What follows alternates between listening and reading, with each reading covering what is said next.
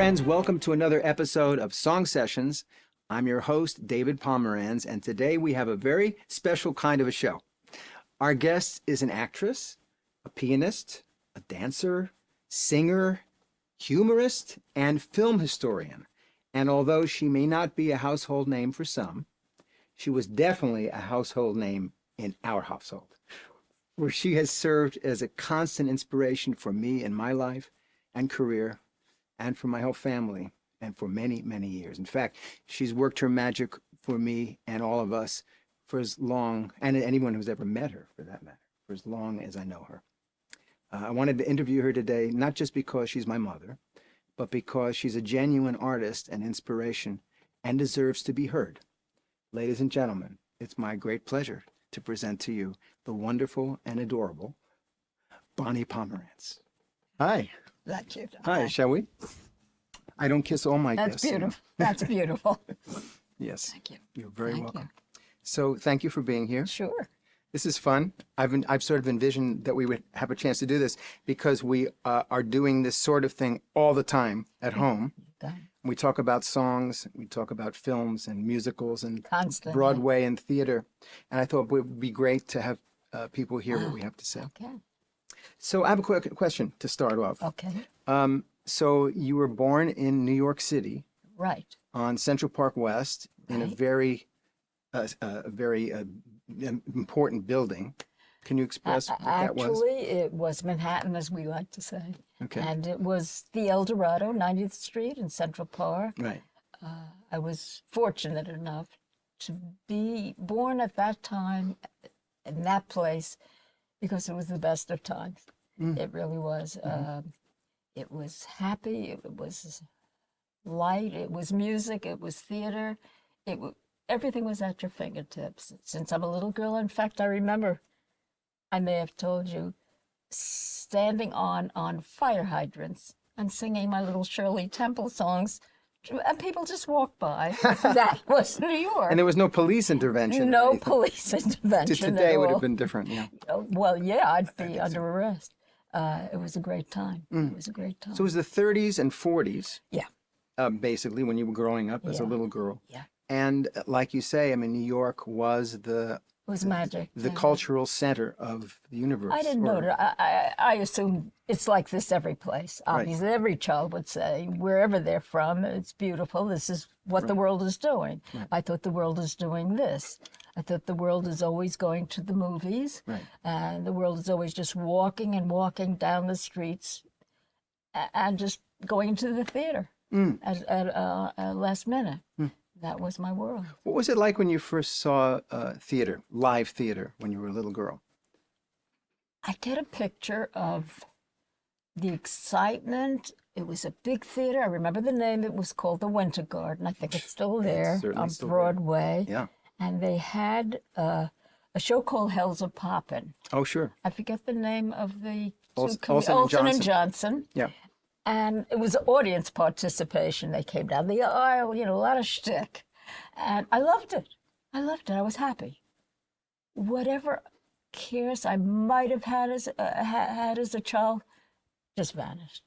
I was happy in the dark, sitting in those, what I thought were red velvet seats. To this day, I like to think of them as red velvet seats. Sure. That was it, with a screen or a stage. And that was my first show. Oh, That was fantastic. my first show. Fantastic. Yeah. Actually, that was like a vaudeville show. So beside that, I saw Dorothy McGuire in Claudia, Oh, which became a famous movie sure. for my generation, a beautiful movie on stage. I must have been about 10 or 11. And it was just a natural to sit there. Did you have the thought when you watched that you wanted to do that sort of thing? It's like, boy, I can do that. Always. Because I must tell you something. You're a great actress.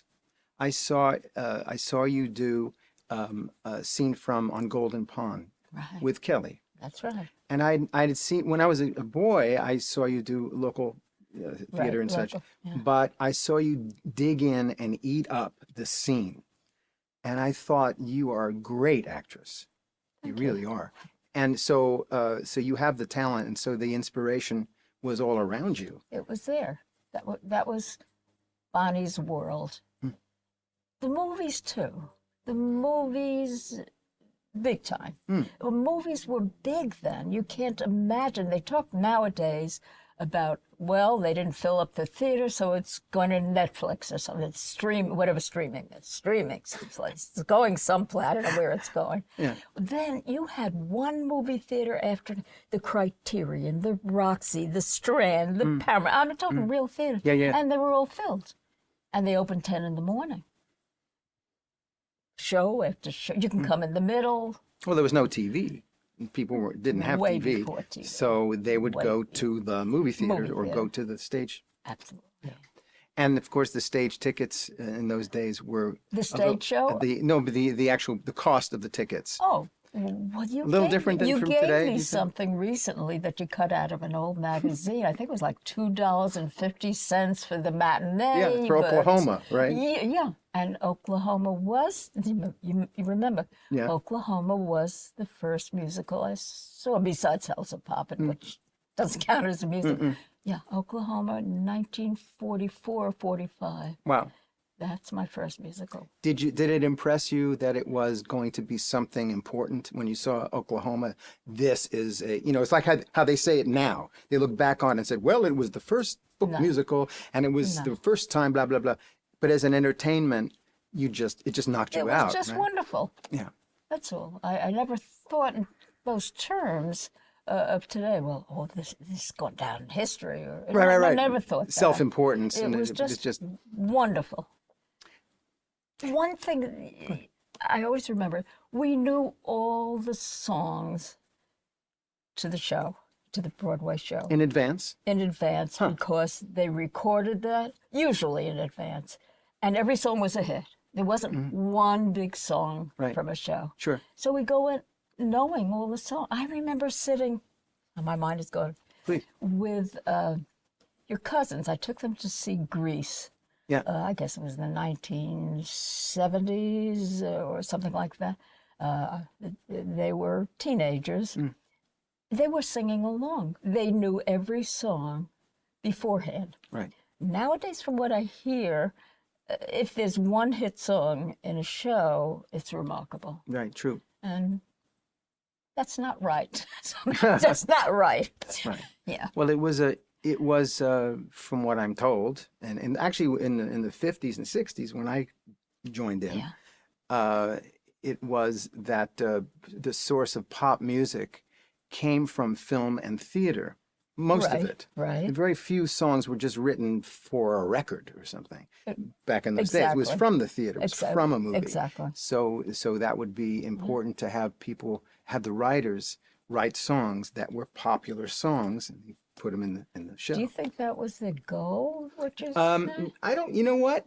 In the early Rodgers and Hart days, it'd be like in the 30s. They were songwriters. This is my take on it. Yeah.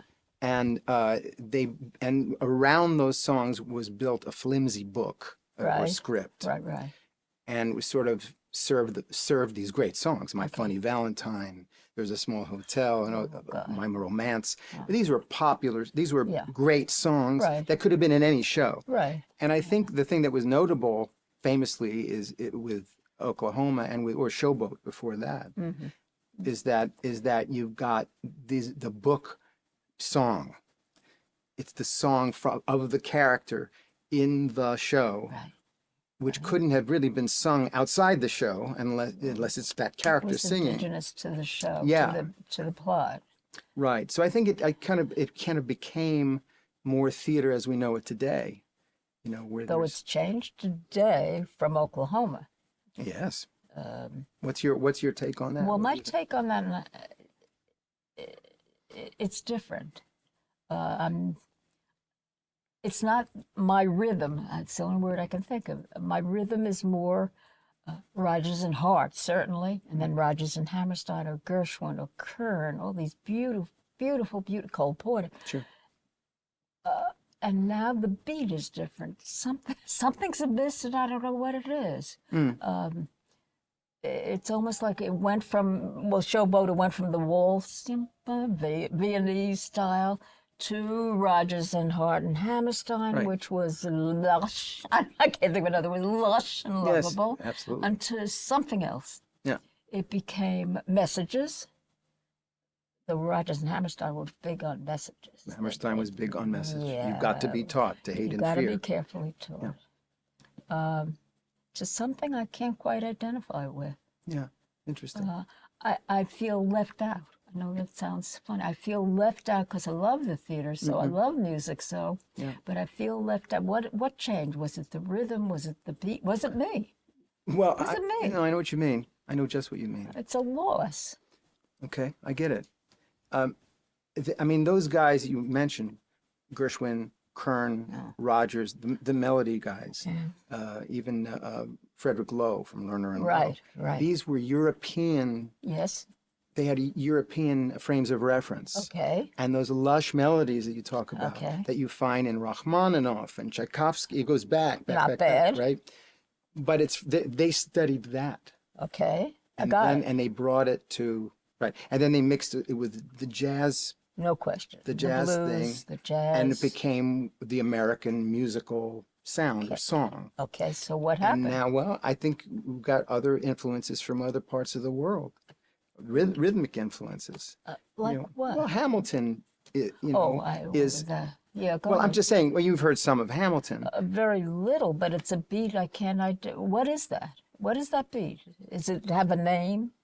Well, Is it like hip hop, or is it called Yeah, jazz? Is it? some of it's what we'd call hip hop or rap or whatever. That'd be some of the Well, songs. it's cuckoo. Well, I mean, it's cuckoo. No, I know what you mean. You know, darling, I love you, and a beautiful song. We'll have a blue moon adjustment. That's gorgeous. Right. And then all of a sudden, we'll have a hip hop. No, it's wrong. Something's so I wrong. And understand. especially Hamilton, you're talking about the Constitution of the American history. Sure. Where do you get hip hop? It doesn't blend. It doesn't go. It just, No, I hear you. I don't feel it. No, I got you. I Well, feel so left out. I feel like I was a contributor, and my generation, yeah. to the theater. Without us, there was no, we were the audience. Sure. We loved it. Sure. We embraced it. And what did you do to it? I'm sorry. Well, no, every once in a while I hear a beautiful No, song. I know what you mean. I know just what you mean. I understand. It's a different everything. The influences that make, let's say, Hamilton or Waitress or something to have upon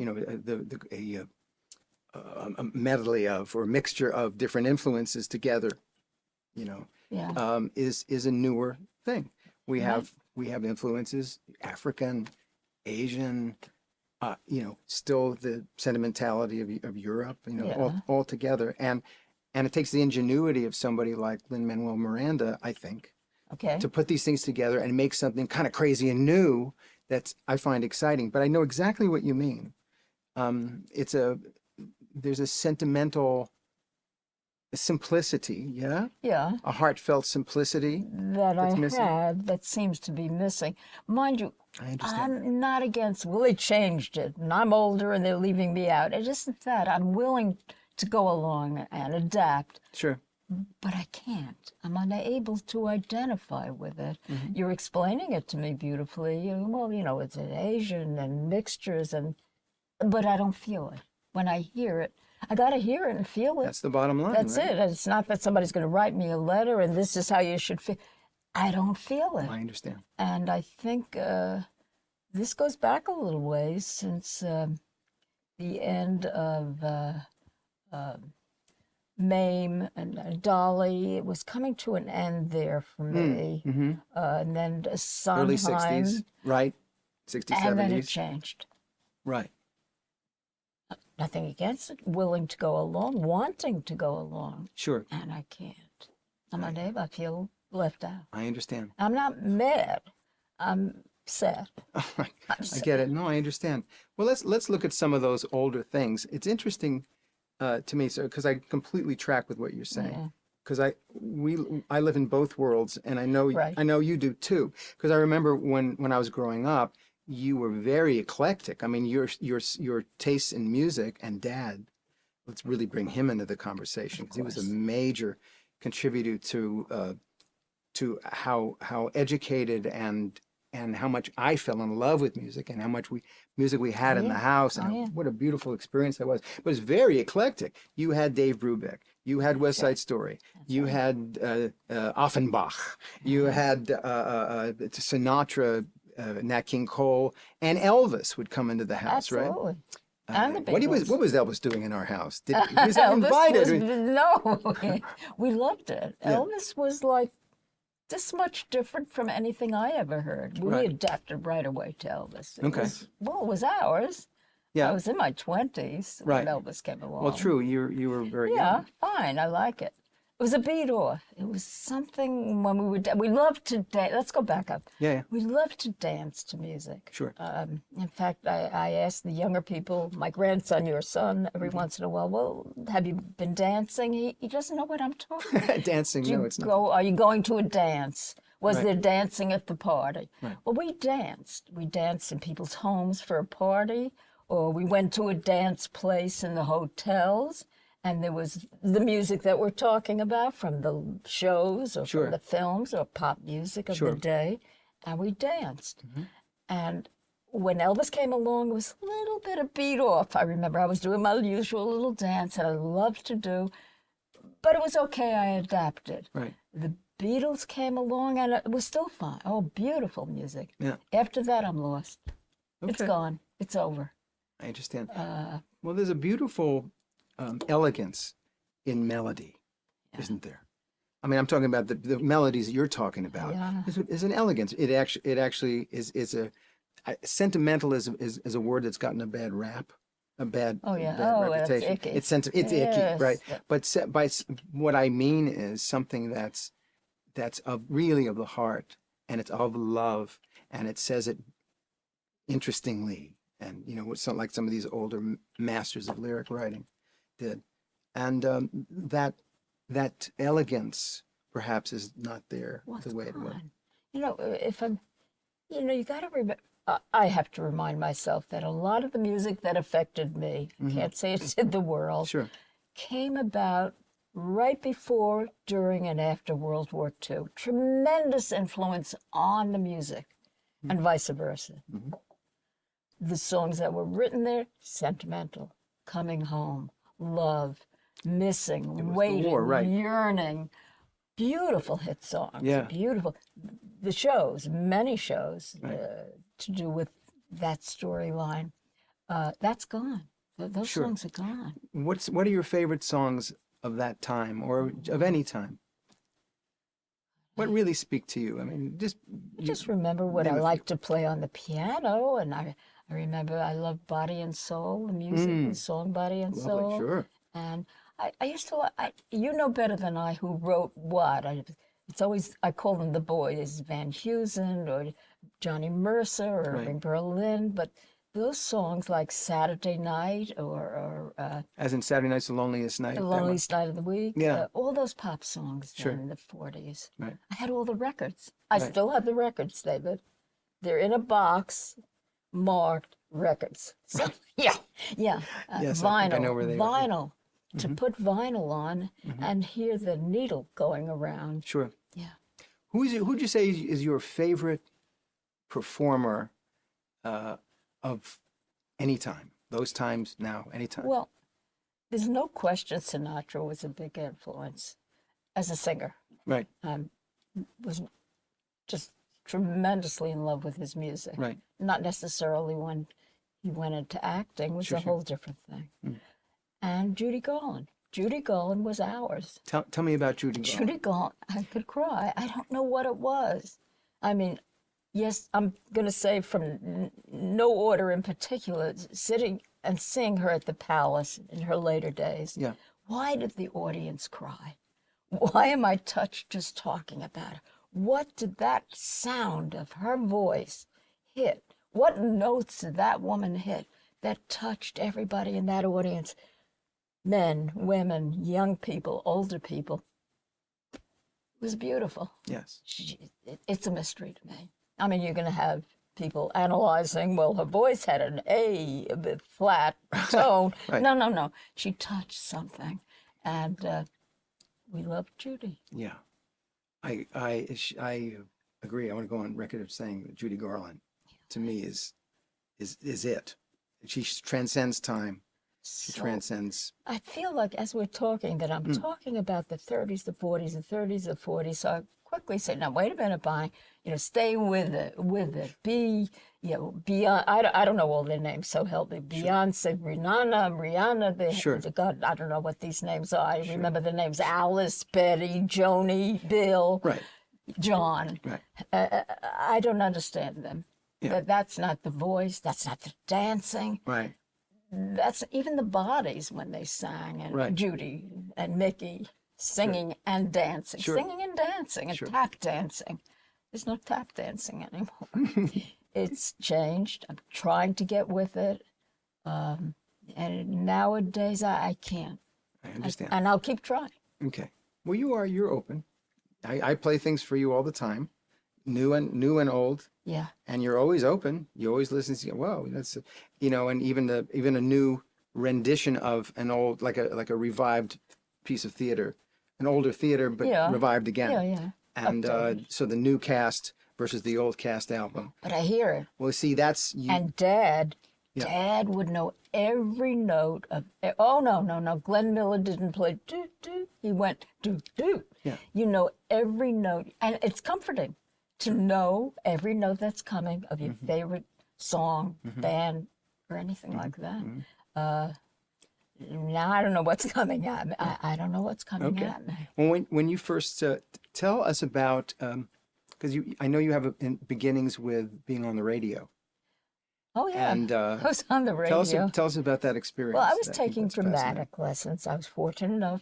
I wanted to become an actress in the movies or on stage. And so I took dramatic lessons, and my teacher got me a job on the radio during the war. It was approximately 1942, 43. I was about 12 years old. I remember walking to Brooklyn from Manhattan. You walked to Brooklyn? No. In Brooklyn. Wow. My mother and you I. were athletic. My mother was with me. She had a big feather in her hat. She was dressing up for the radio show. Now, I had never been in a radio studio. All I know is we passed a store with radios in it. Oh. I couldn't make this up at that age. And I said, how am I going to get in there? I never told anybody that. I mean, I don't know why. You want to be in radio? You thought you had to get in the radio. Absolutely. And I'm not going for the joke. However, that was a moment. Thank God that passed. I'm in a studio, small, and what it was, a weekly show on WEAF New York, which no longer exists, for the war effort. The name of the ongoing show was Salute to Our Allies, and each week it would be Greece, India, Australia, and I was always the dying little child that died on page 1. And the big thing I got out of it, holding my script with a microphone, I loved it, and there were people around me, is after page 1, don't turn the page. Drop it. Drop, right. Otherwise, because it's going to sound like bacon cooking. That's all I remember. And I felt so professional that I had that hint. And that's all I remember. But you had lines before you died. I'm dying. I'm sick. Oh, Mama, you get had to say that? food. Please. I was in Greece that week. Yeah. I was always dying. Yeah. Yeah. Food. Oh, no. I can't go on. And then drop the page, back up, and I was through. And I see my mom sitting in the sitting area with her big feather, pleased. Well, it was fun. So all the producers in town got to know you as the dying kid. Evidently. Get the dying kid. Evidently. Yes, where were you today? We're in South America. I don't remember having as they say today, a callback, but I was happy, and it was for the war effort. And, wonderful. That happened. WEAF. You remember things like that, and it was fun. It's a wonderful experience. Well, I remember when you were a little older and I was a young boy, you would do some plays, like you were in The Tender Trap and right. a detective story. That's right. I remember being a little bit upset. You were in the tender trap, and you were the hot young chick, and the guy was trying to put moves on you. That's right. In this play. I That's mean, you've right. seen the movie with Sinatra. You know, he's always putting Well, we moves on came everybody. before the movie. Yeah, we no, did. yours was the play. Yeah. No, I understand. Yeah. I understand. And I remember being a little upset. I think this guy's got his dirty paws on my mom. And I'm thinking, Get out of here. yeah. Oh, I loved doing that. That was, yeah. Oh, You were great. I loved doing that. I really did. That was, so many of us did that, I think. Studied in NYU, dramatic arts, and took the turn happily to get married, have children. But we had the theater in the area for your local temple or raising funds. So I had the best of both worlds. Absolutely. And doing those plays was wonderful. Sure. And you did Dorothy and Wizard of Oz. I remember Dorothy that. and the Wizard of Oz. And it was a story about your mom did something there. Well, my mom's in the audience for everything, Right. you understand? She was like Rose from Gypsy, right? She was the She stage was like, mother. in our day, I don't know if anybody can identify, Milton Berle, who was very famous yes. on radio and television, Right. had his mother there from the get-go. Right. And Mrs. Berle was there every day. It was her son. Well, my mother was there every day. And I was doing Wizard of Oz. And at some break, we skipped through the audience singing that song. You know, you have to say the wizard. And I came over to you while skipping. It was all not planned. And took my little crown off and put it on your head and kept skipping and skipping, getting back to the stage. When I see my mother coming after me in the theater, you forgot your daughter. You didn't put a crown on your daughter, Susie. So what did you do? Did you go back and find you did take it off me and put it on her? I don't remember. I like to put that in. That's the way. Out of, Let's not think yeah, about but that did happen. Yeah. What possessed that one? Well, she that way she Well, was. Susan David, even Yeah, Stephen. equal, right? Equal. Even Stephen. Stephen. Yeah, interesting. The tone in our home. Yeah. I wanted to kind of share with everyone. Yeah. Was something very special because Mom would play the piano, and my dad, who was a wonderful singer, Yeah, he really was. Well, he sang with the bands, you know. he sang with bands, and he could have been a professional dictamone, I think guy. it was, Tommy Tucker. It wasn't, Artie Shore or the big Benny Goodman, but it was a professional. But Did he go on the road? Did he travel at that I time? doubt if his father would let him go on the that's another road, story, but yeah. I do think he did some, Well, work. Well, he was was great. remarkable. He was great, and so it would be Bonnie at the piano, Mel, my dad, standing by the piano, myself and my sister, Susan, and the four of us would sing all of the shows from every. I mean, it was theater, music, movies, blah blah blah, and pop stuff. We were doing. There was a tune in the 50s called Imagination. Well, it was an old song, Imagination. Oh, Imagination. Which was a beautiful ballad You from could the have 40s. recorded your rendition of that. Do you remember what you did? Well, I mean, no, but it was, they popped it up. It was a record that was popped up. The original song was, Imagination is funny. It makes a cloudy day sunny. Makes it be Think of honey, just as as I think of you. It's a Slow beautiful, sweet, imagination. lovely. And but then you popped So in it the late up. 50s, there was a record that went, right. You've been a ma, you've been a ma, imagination. You've been a ma, you've been a ma, imagination. Imagination. And Susie was singing with you.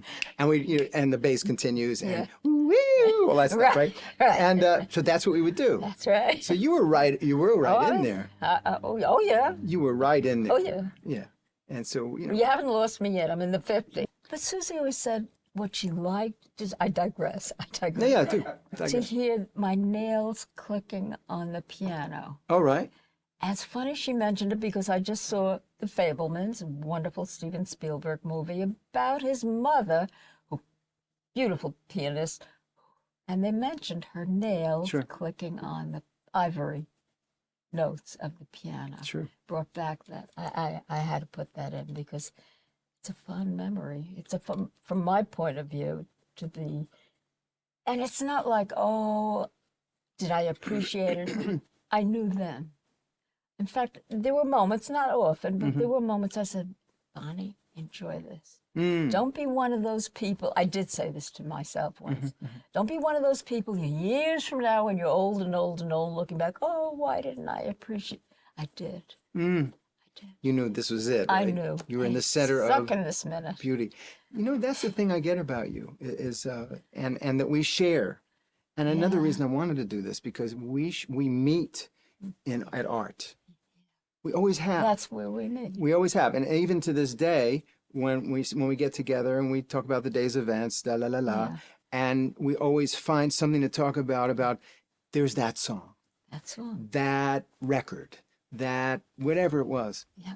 or film or whatever. You know, I just always love that. I was thinking of it the other day, but you just remembered. Yeah. I don't think I ever told you. When you were in your high chair, you know, babies are, and I'm feeding you alone in the house. Dad's at work. Susan, your sister, isn't born yet. And I think, if I remember correctly, I wanted a part in the next play, in the community play, which is a singing part, from Anything Goes. I do remember the show. Good score. And I thought, well, I'll rehearse with David. You're a baby. I'm you can't talk. You sang mind you. Anything Goes to Me? You were sitting there. I'm going, in days of old, a glimpse of stock and would put on a song. And I'm drooling and you're going like this? Well, you were a good audience. I didn't get the part, though. Oh. It was very sad. Well, had the audience been babies in high chairs Yeah. with Google hanging down, you'd have Oh, done it whoops. just like that. I made a mistake. Yeah, you needed a different audience. But that is true. I used to always sing and dance while I was feeding you, not necessarily preparing for a show. That's awesome. Because I like to sing. That's I awesome. wonder what that moment influence was. It wasn't like, oh, I'm going to sing and the baby will be musical. Certainly didn't. And he'll become the beautiful musician you are today. It wasn't with that. It's just like I'm singing and dancing, Well, sure, and that's it. because it was everywhere. Susan got it. Mel got it. It was everywhere. He couldn't miss. Couldn't miss. The whole environment was filled with art all the time. And the one thing I'd say for myself is, even to this day, that's the most real art, music, theater, well done film, just the art of art, as sometimes the art of making art, is the thing where I am most happy. And there was a lot of happiness on our home because of that. We shared it, and we still do. I remember you had a party once. You had some friends over. I guess you were a teenager. Yeah. Dance. They were still dancing. They were still dancing then. And usually your dad and I are very conscious of don't disturb the children. They should be happy and grow Right. up. You know, whatever we tried to do our best. I think we did very well. Yes, you did. The result. And I thought, you know what? Playing the Beatles and this, it was great. Maybe it's time. So I went in with one of my records, and it was Glenn Miller. I said, I want to interfere. They were dancing and talking, eating sandwiches and Coca-Cola. You want to put a Glenn Miller record on? I don't know that you accepted that at the time. Okay. No, you weren't nasty, because you never was. No, but I was probably of the age where... Mom. Thank you. That kind That's of... the age. Oh, Yeah, that's all. You know, Mom, thanks. You know, you're but, so embarrassing. yeah. Could you I don't doubt please? it. Yeah. But you supported me. I'll tell this funny story. So I'm playing the drums, right? I'm learning to Yeah, play the drums, right. and we have. You got me a drum set, right, for my bar mitzvah. Yeah, I remember was that 13. from a Yeah. a dear family member. And so here's what they would do. My parents would do this. We would be in the basement of the house, and in the East Coast, the Northeast, we have basements, and they're most of them are unfinished, and they're very loud. The space is loud, and it echoes, and it's not nice. It's not a nice sound. And so I set my drums up, and I said, "Mom, Dad, come listen to me play drums." All right. And what they did was you were such a trooper, both of you. you'd pull up a little folding chair, two folding That's chairs, right. and you'd sit as far away from me on the drums as I am from this camera, let's say. And I start to play, Please Please Me or something, and I'm just smashing away, and I'm shaking my head like Ringo or whatever the hell I'm doing. And I look at my parents. I appreciated this later. What? You were looking at me like, both of you were like, Oh, really? I don't recall. with a kind of a forced smile, like this force is hitting us, and we really don't want to invalidate the child. Exactly. It was loud. Yeah, but you did. But thank you very much. We stayed in there. But you see, Dad had an edge. He was a little hard of hearing. He was hard of hearing. I had perfect hearing. So I gave him too much credit, didn't I? He just couldn't. Necessarily. What? Can you play that louder? Yeah, that was the time of the Beatles, wasn't it? The Beatles. Yeah, that was everybody Beatles, had long hair, Young Rascals, all that stuff. torn shirts and beads. Yeah. David, what did you? So did you. Whoa, long hair for the girls. No, but whoa! But you wore beads. Dad Dad Dad went permed his crazy. hair and got beads and bell bottoms. Bell bottoms. Well, you had the original bell bottoms in the 30s and 40s, right? Or the 40s. Well, sort of. Yeah, they were Navy. With Navy. Yeah, Navy bell bottom trout. That was a song. I know. That was a Navy song. All right, I I digress. So but you preceded. Bell-bottom you preceded trousers, the coat bell of bottom. navy blue. I love a sailor, and he loves me too. We used to sing that, but we didn't know what we were singing about.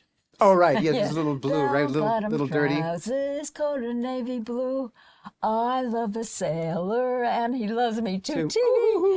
We knew they were cute. Everybody was cute. Alan Ladd was cute. The soldiers were cute. The sailors were. Everything was cute. Yeah. Yeah. Well, you're cute. That's why. That's why you Good, picked up on it. David. Now, also, you used to, as a movie fan.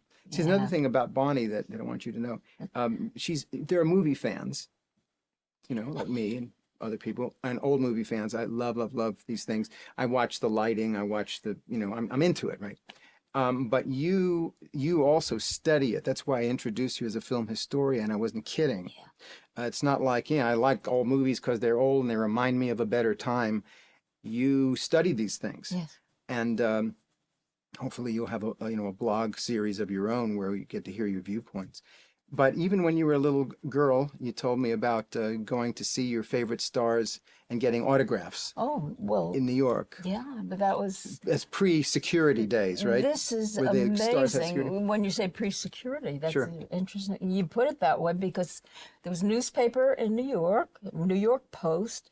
There was a person who wrote a column called Earl Wilson. I'd read it because it was show business. Guess who's dating this one? Guess who's at this nightclub? Right. Guess who's in New York this coming weekend? Honest.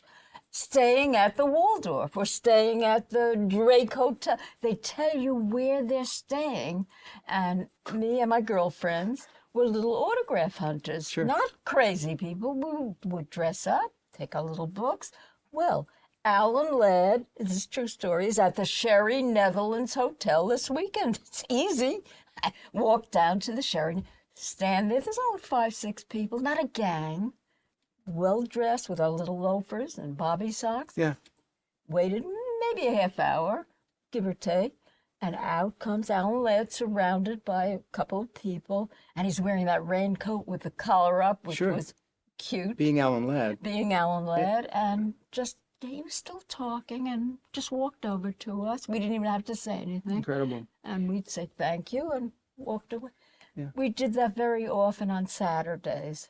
And That's I don't know lovely. where the book And there is. was no security. That's the thing that Well, they makes didn't me. need security. We were not going to do anything. We just, that's what we loved doing that. We were mesmerized by film, by theater, by the stars. Eventually, we knew it took a while because you got to remember in those days, certainly with film, they put out reports that they wanted to put out. This one is doing this one is doing that, when it wasn't necessarily so. And Sure, now of you course. know all the warts and what they do, who they're with, who Yeah. they're shouldn't be with. Any publicity at all. They just wanted publicity. But this was all very good publicity. You know, they're starring in this movie coming out this weekend, and they're married, and they're happy, and they're happy, and they're happy, and Right. they're happy. And that's the world we grew up in. But you know, it's similar now. If you but in the tabloid-ish, like what People Yeah. magazine is sort of turned a little tabloid. It's got a little Yeah. T this Yeah. way. It wasn't when it first came out. Yeah. That's a little more that way. Or Us magazine. Yeah. Where the young female stars or the middle-aged ones are often saying, "And I finally found my happiness." Yeah.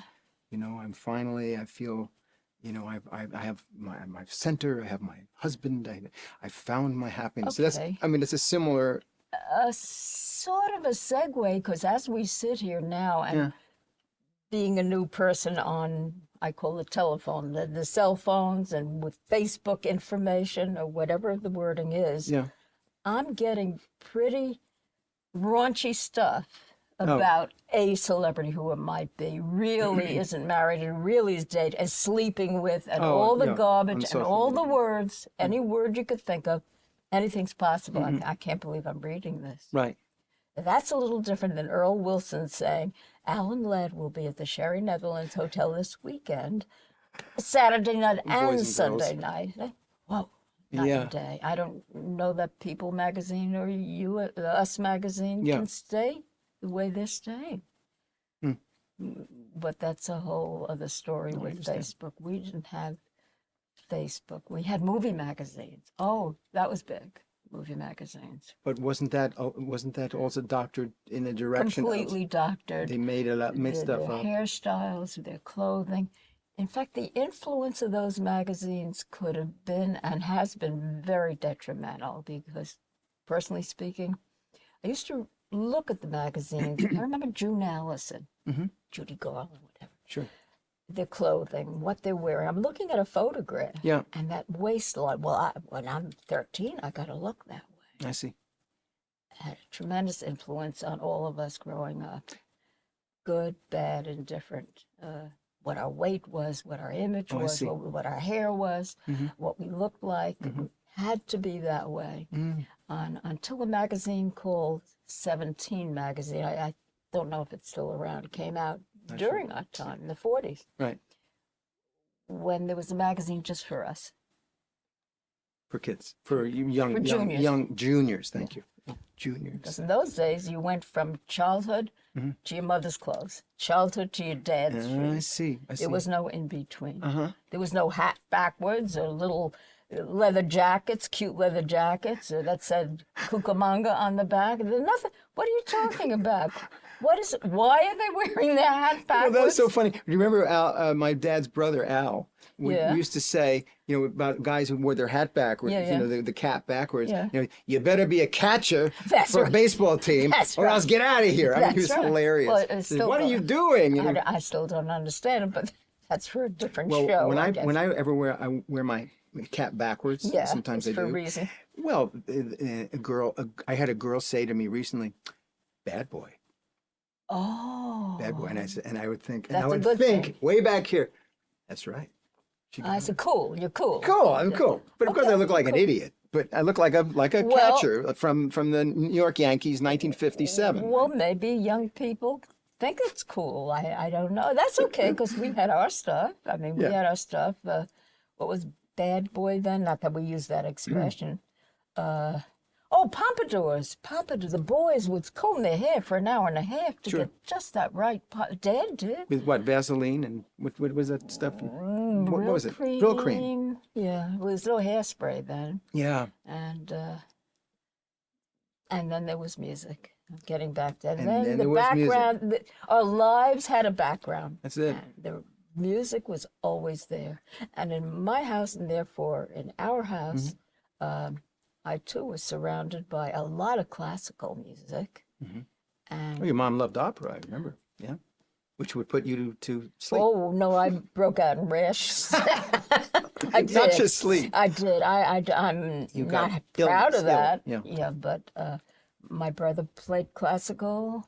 My younger brother played pop, and I played what my older brother called bad music, because his was the good music. What was the bad music? Pop Pop music? songs. Okay. So I waited till he was out of the house to practice.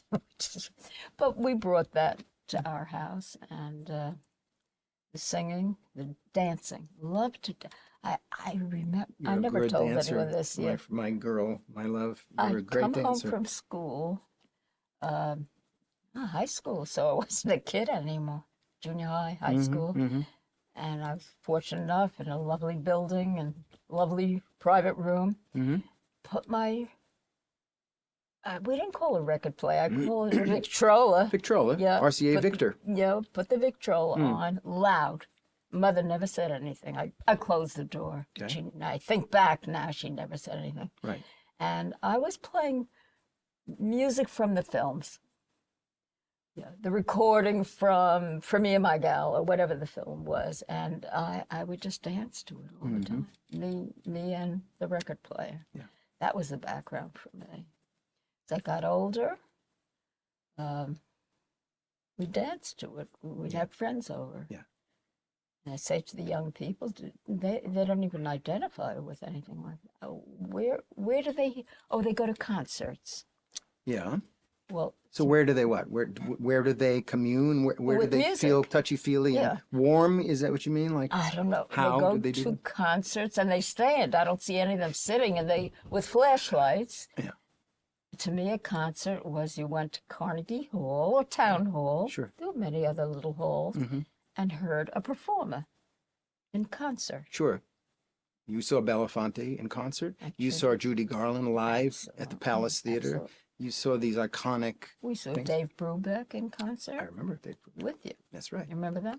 Blew my mind. Where did we sit? I don't remember. Because I did remember we? climbing the stairs. You couldn't afford better than that? No, evidently. What's the matter with you? Nah. Really quickly, we're almost done. But there was the George Clark thing. Do you want? Well, I'll just say a little bit from my viewpoint. So, when you were dating men, and this is what I hear. That's true. You were dating boys Yeah. when you were 19, 18, No, 18, 17. 17, and South Pacific Big. was on Broadway, Couldn't get tickets. and so couldn't get tickets. But her dad was in the schmata business, and she made intimate apparel, girdles and brassieres and things like this. And so he had an in with For his somebody. buyers, he had to have theater tickets ready anytime, any place, and he had tickets. To this day, I don't know where he got them from. Right. Certainly to Or South how he got them. Pacific. Yeah. And I saw it. I mean, I was grateful to see it. And then I thought, well, gee, I would like a boyfriend. I don't know what my thinking was. Okay. So I'd ask a boy and go, hello, I happen to have an extra ticket. I got tickets. Yeah. Oh, sure, Bon. blackmailed He her. never looked at me before, but, I'd love to go out with you, Yeah. So we went to see the show. How many times did you do that? 5 times. Holy mackerel! And the 5th was your father. And he took the bait. He took the bait, and that was me in South Pacific. If I play my cards right, I'm going to have free theater tickets. That's right. for To a life. show nobody can see. Right. But Grandpa, who would get the tickets for you, would Yeah. put the tickets under the name George Clark. Exactly. I don't know who he was. And we still don't know who he is. No, he may have been real. I don't know. And one time we went Took to you to see My Fair Lady, on I Broadway, think. right? Ready to go up to the box office on a matinee with my 2 children to ask for tickets for George Clark, but couldn't remember his name. Oh, so how did you handle And it? I didn't want to upset the children. You shouldn't No, upset God the forbid children, you should upset the children. Excuse me, I think I have to call Dad at his office. Got off the line and called somebody. What was the name of the guy? Oh, so you got the name. You didn't. Yeah, immediately. Oh. I think it came to me while I was on the phone and went back. Okay, children, let's go back and pick up our tickets to see My Fair Lady. Yeah, Oh, what a glorious time. The remember. music, the theater. I remember. All right, let's see if there's anything that we need to cover because we're heading to it. This is so much fun. It's fun We should for do this me. every week. This should be a series. I'd love it. Mother and son. Or son and mother. Or something. Well, we'll work out the billing later. right. All right. So, you can sing to the tune of like it's about. Boy, I've asked you all of these many things. I don't think we have anything left to talk about in life. What are we going to do from now on? We've said it all here. I guess every family has more and beautiful stuff to Of course. say. This has been fun. Of course.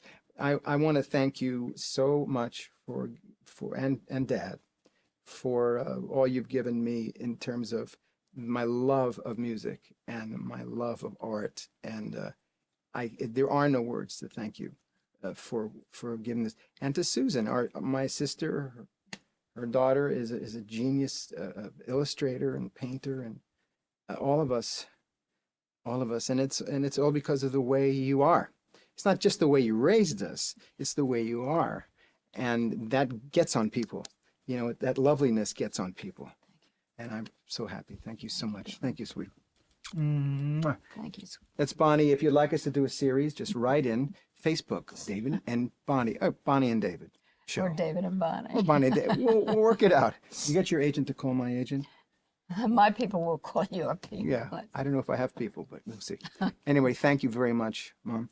So come back and see us for our next Song Sessions interview with some great songwriters. We have so many great people listed and scheduled to come and to talk with me about my favorite subject, songwriting. So thank you so much for joining, and thank you, Bonnie, for being here. Thank you. You're awesome. Bye-bye for now.